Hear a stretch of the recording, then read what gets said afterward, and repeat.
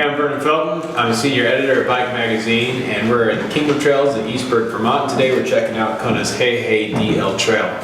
This is a whole new redesign for Kona. They've had the Hei Hei line for a long time, cross-country race bikes.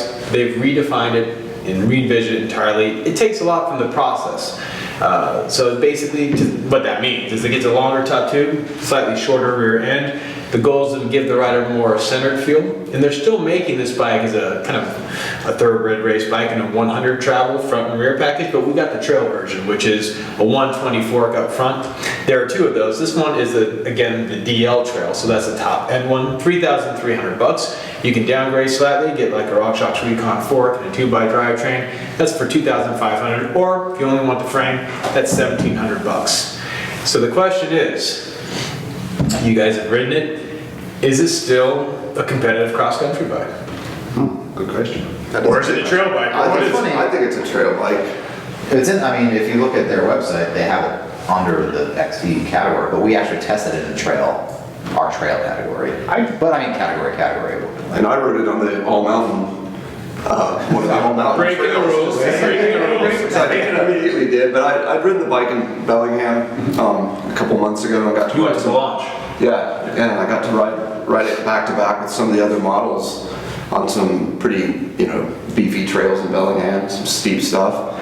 And I anticipated, you just hear, oh, it's their XC bike, and all of our past experience with the previous Hei Hei were kind of like, oh, XC bike, but 68-degree head angle, and the thing's super playful. And for a 29er, I just felt like I could get it up off the manual, get it up off the ground. It's very agile, and rides really light for an aluminum bike. So Yeah, the whole thing is about 28.5 pounds for the complete bike, right? Yeah. I thought it was it's still, I'm willing to give it XC tendency. I rode it right after riding all the race about cross-country bikes, and its riding position and the way it feels is still very much like a cross-country bike, and I think it would be a very capable cross-country bike, but it also feels much more trail than the XC bikes we had. Same amount of rear travel, but it felt like it had more rear travel than a cross-country bike, so it's tuned, is a little more plush, a little more responsive, and that might take some of the edge off in terms of its super climbing prowess, but we were testing one that was at $3,300 retail price point. Exactly. So it's not like it's top of the line spec. The thing scooted uphill just fine, but it felt very trail capable. Like it was a fun bike to ride. It was stable. It was planted at the same time as it was fun, playful. You scrub the tires and corners and rail it downhill really well. Yeah, it made me question immediately, why does this bike not have a dropper post on it? I was like, wait a second. I know it's in the XC category, but if you're gonna put the word trail on the top tube like they have, and it's a good price point. Exactly. So you can, if you're spending $3,300, my advice, just get the dropper post for it right away. But that's it for sure. High posting it down some of the steeper little rooty bits that I was riding, it was much less scary to high post down that than some other.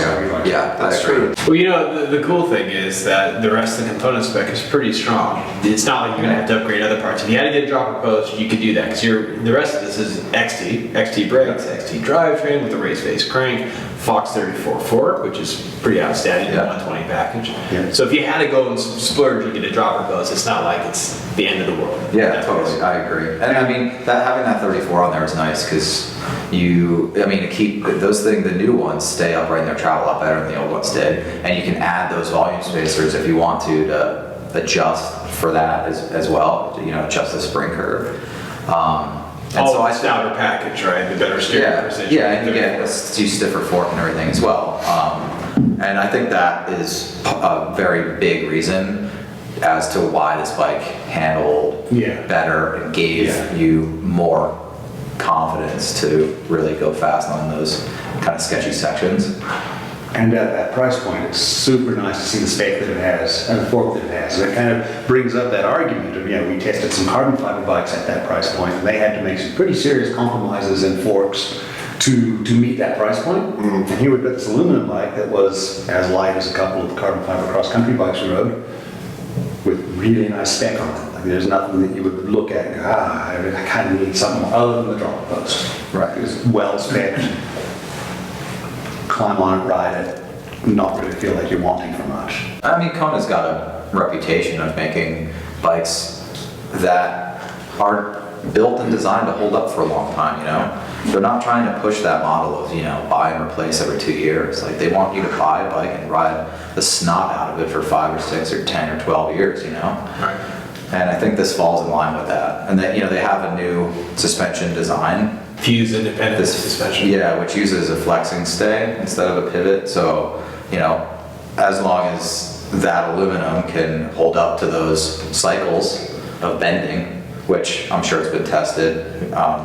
Obviously, we can't test the bike for longevity here, but you know, I think that it's a pretty simple design that should last quite a while. Hey, if you want to know more about this bike, check out our Bible bike test issue. And you want to see more bike test videos, go to bikemag.com.